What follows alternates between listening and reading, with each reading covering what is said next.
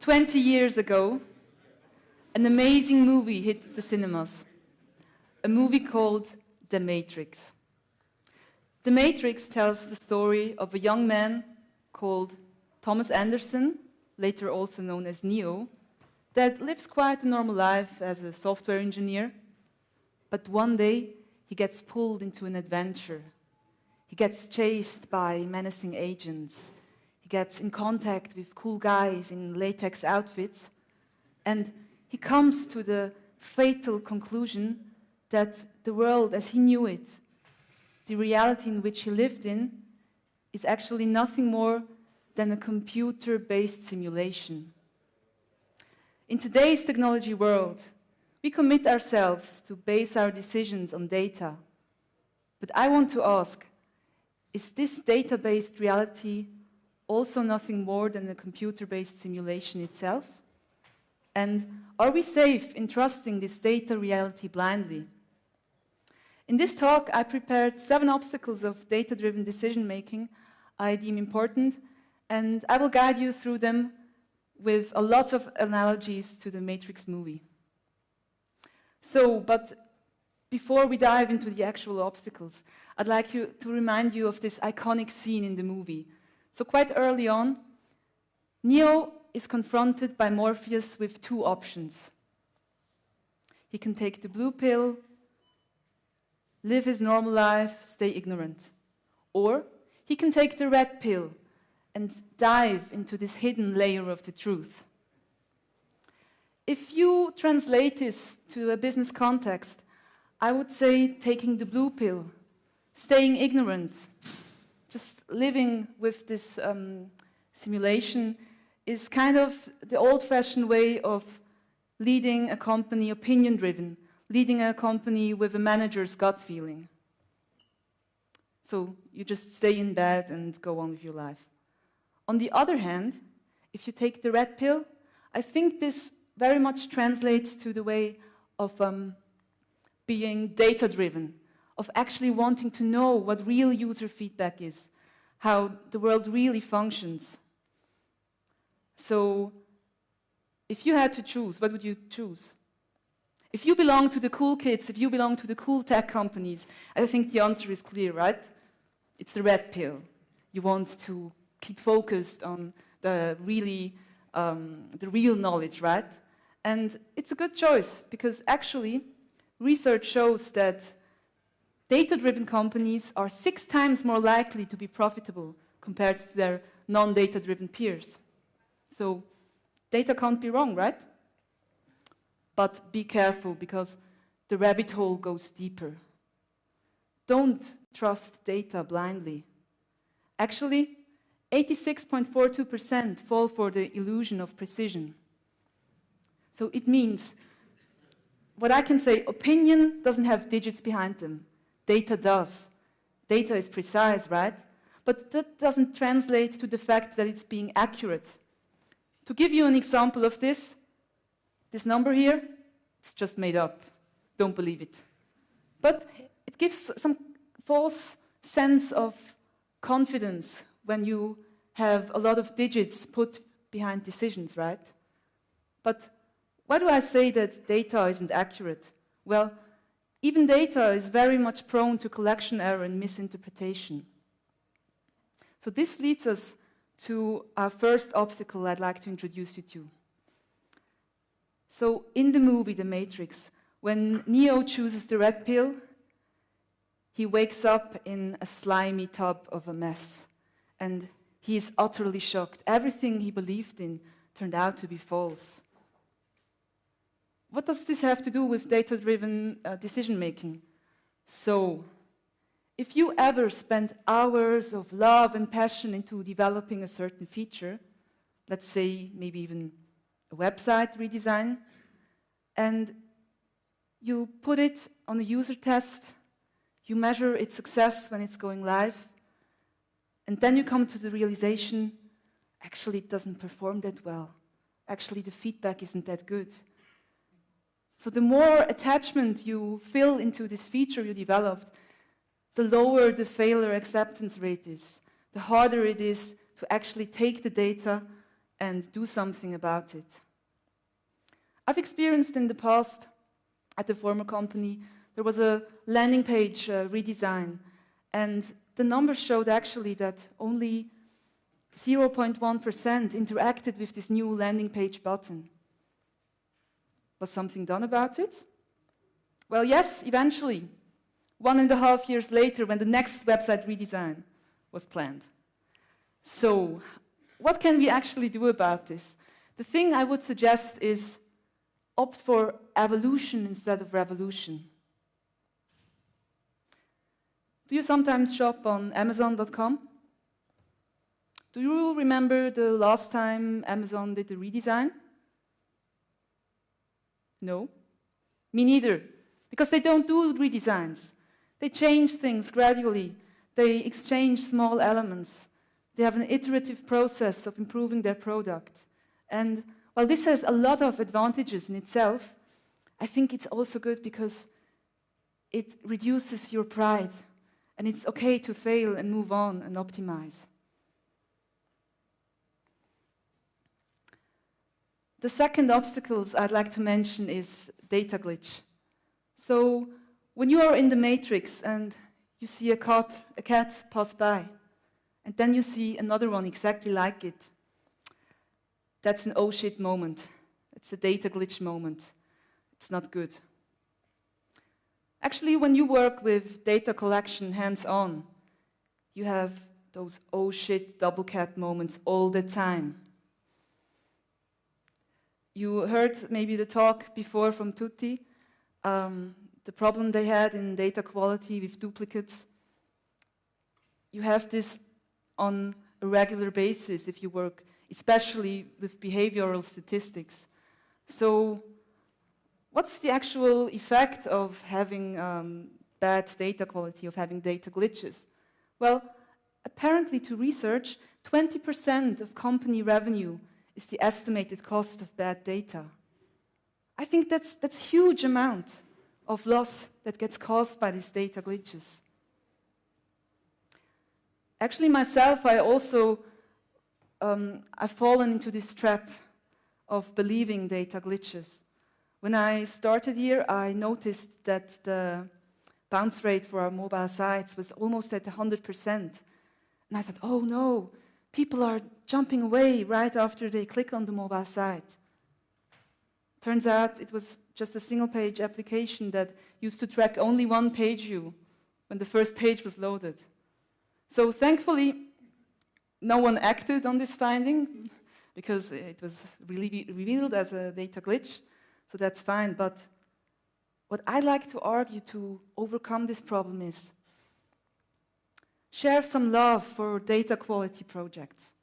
It's not always about inventing the best algorithms, about focusing on analyzing stuff and reporting.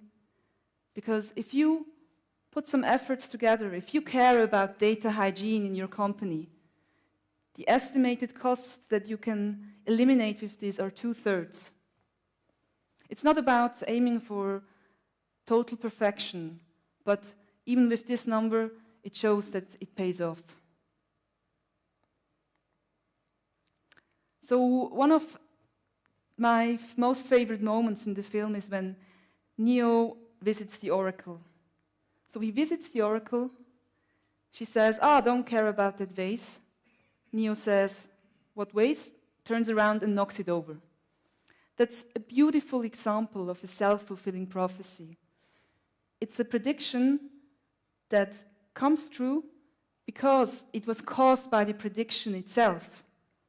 And if you've listened to Marcel's talk this morning, then you know what I mean if you relate this topic to data. Because tomorrow's practices becomes yesterday's data, and current biases will be intensified over time. So let's say I do some research and I notice that on Berner Zeitung, sports stories work really well for converting people to buy subscriptions. So naturally, with this finding, they put more sports stories on the front page. They leave it there for a long time. And the bias only gets intensified even more. Because if you don't try out new stuff. You will only work on past data and integrate this into the future, which turns out to be past data again, that you analyze and draw decisions from. So what you can do to overcome this data tunnel vision is quite simple, to actually integrate variation to break the cycle. For some initiatives, I actively withhold data. I say, if you have a new initiative, just go 1 week or 1 month data blind and try out new different things. Maybe not only publish a certain story type on a Friday evening, maybe do it on Saturdays. Because if you do it only once and it shows up to be successful, you will do it all the time and you will never break the cycle.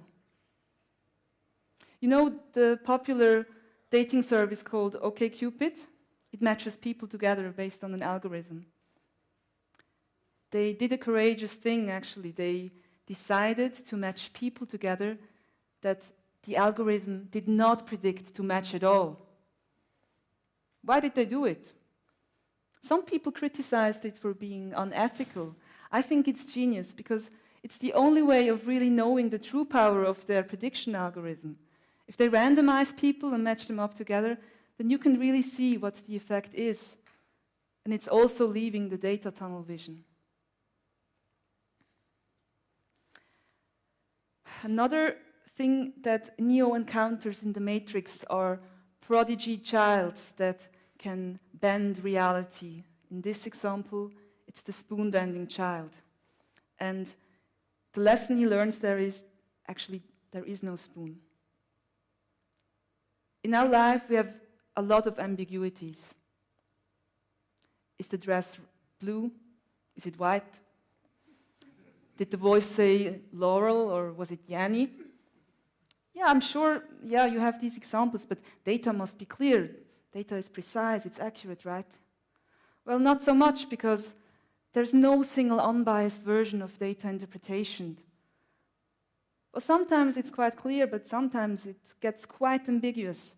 So let's say you put a feature live, and in the data you see 10% of people interacted with it. So someone might say, hey, that's cool, 10% of people loved it.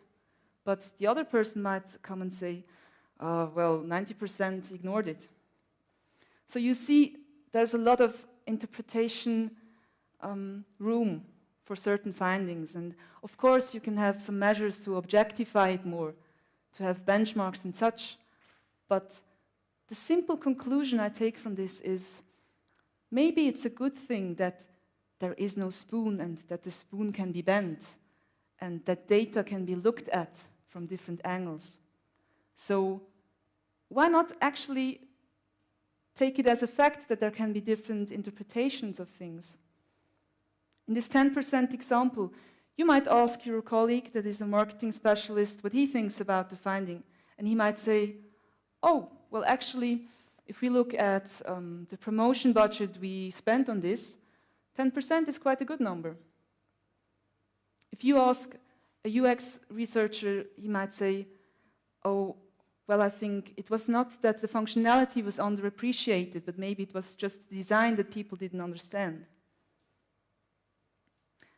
There's a saying that I like very much, and it goes like this. If all you have is a hammer, everything looks like a nail. And here at Tamedia, we actually have a toolbox of people with a lot of different backgrounds. I gave the same data set of news stories performing in different contexts to a data scientist team and to a team of editorials. And guess what? They have totally different backgrounds, they have a totally different perspective on these things. And the interesting part is that the data scientists could find some quantitative patterns in the data, while the editorials, they had more of a qualitative journalistic view. And merged together, the insight was much more usable than if we had just looked at it from a certain angle.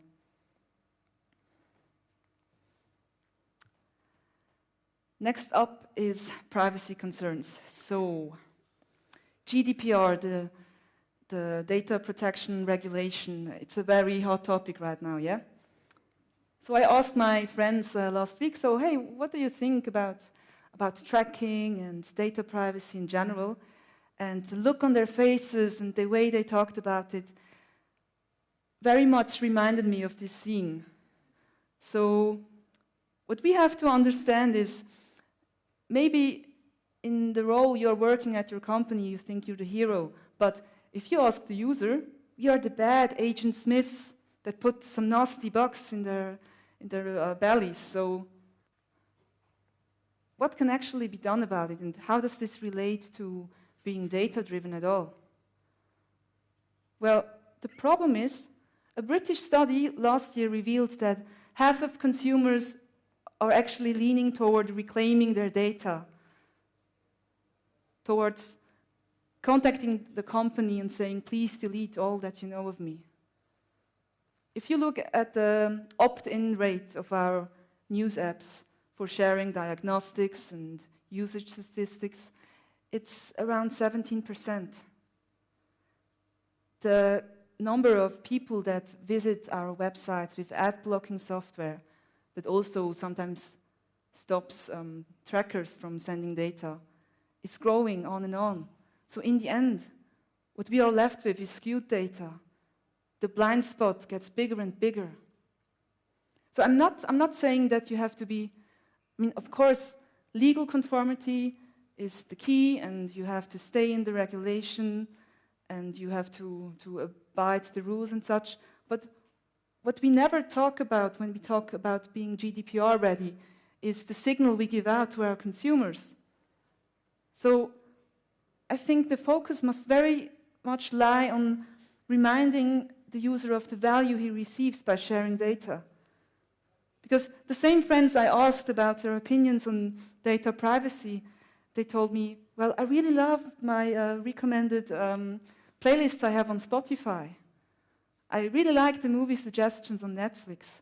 But they don't see the relation between being observed and tracked in this regard. They just see it as a nice feature.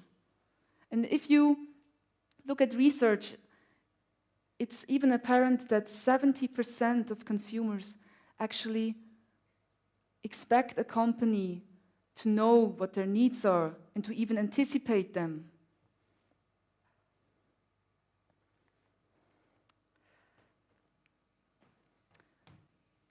Another hot topic, I'm not even sure if I'm allowed to say it, but big data, more data. Data is the new oil, right? Great, more data. But does more data mean more insight? The problem we have is that we collect massive amounts of data. It's growing bigger and bigger, but only 66% of data collected, no, it's the other way around. 66% of data collected never successfully is used for any strategic purpose. Well, you could say, what's the deal? We just collect it and we see how it goes. But the deal is, it's a waste. It's a waste of measurement effort. It's a waste of our attention. It's distracting us from the really important things. If you relate this to one of the most iconic Matrix movie scenes, I think it's all about finding the woman in the red dress in a mass of people wearing boring black suits. It's about finding the really interesting piece of information that answers the question. It's about finding the needle in the haystack, as you will later learn in Tim's talk. So, when I first started working with building dashboards and reports, I thought, hey, yeah, let's put in some bounce rate and duration and this and that, and we can segment it with lots of different attributes. But in fact, it's not really solving anything. So if you have a dashboard of 200 key performance indicators, you get overly confused, right? So what I'd like to do today is not ask, so what's your wish list of metrics? But rather focus on, okay, so when you're entering the office building at Monday, 9 o'clock, and you open your dashboard, What's the piece of information that really answers what action to take next? And with this, a more simple approach, I think you can get on ahead much better and efficient.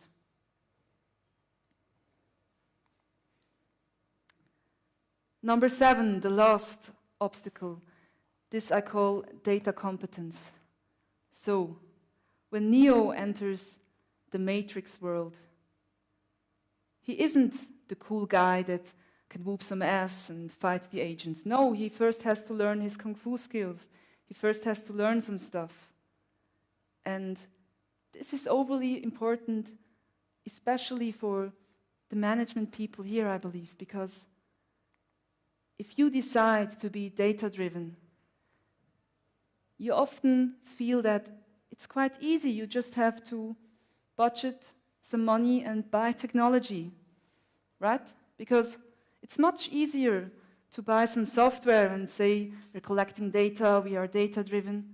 And it's much more difficult to actually hire specialists or establish a process of where data leads to insight and action. But I stay with the opinion that people are the biggest predictor of success, not technology. So imagine you are responsible for the new A/B testing approach at your company. Let's say you have a budget of 100,000 Swiss francs. Maybe you have the option of spending it on a Rolls-Royce of an A/B testing software, but you have no one to specifically take care of it. On the other hand, you may have the option of having some cheap A/B testing software, but with the rest of the money, you would hire someone who would be dedicated to actually doing tests. I'm not sure, but in my opinion, I'd say the return on investment is better with the second choice. So all in all, if we summarize everything together, we have those 7 obstacles I mentioned, and of course, I mean, it's not 7 obstacles. The list could go on to 20, but the attention time of 30 minutes is limited to 7 topics. So, of course. But even so with these 7 examples and maybe others that you have in mind, I think all these obstacles boil down to the fact that we can counteract them with the human element. So it's not about technology, it's about dodging these bullets with tech-savvy, data-savvy people like you are here that know their kung fu moves. If we now go back to this initial question, to the initial choice between taking the blue pill, staying ignorant, or taking the red pill, and actually decide to go the data-driven culture way, I think the answer here is clear for most. According to research, 99% of big companies know that they want to go in this direction. But the amazing thing is that only a third report in being successful in doing so. Why is there this difference in actually knowing the path and walking the path? I believe that there, in some cases, is a fundamental misconception about having trust in data. Because, in my opinion, data cannot be equal to insight automatically. Being data-driven is not a one-time management decision. It's not a one-time technology investment. Rather, it's the human element. It's you guys here that have the capability of taking data and turning it into something insightful. Thank you for your attention.